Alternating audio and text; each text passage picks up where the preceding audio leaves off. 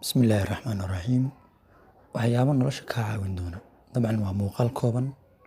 Waxyaabo yar oo muhiim ku ah nolosha kaa caawin doona waan kula wadaagi doonaa.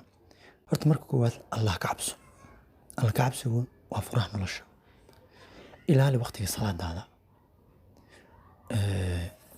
Salaada waa furaha ugu muhiimsan markuu qofka Allah ka cabsanayo waa xariga u dhaxeeya addoonka iyo Allah. Marka ilaali waqtigeeda.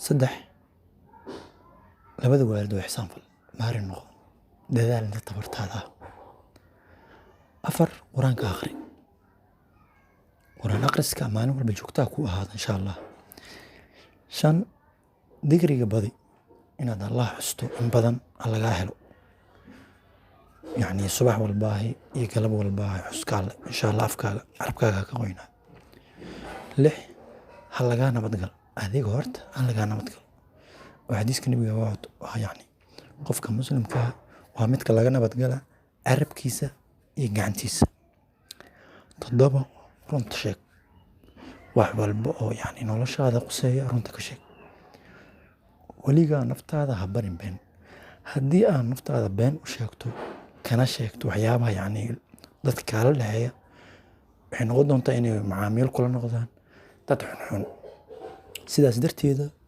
haddii dad xun saaxiib kula noqdaana waxaad ku noqon doontaa wadadii halaaga. Assalaamu calaykum waraxmatullaahi wabarakaatuh.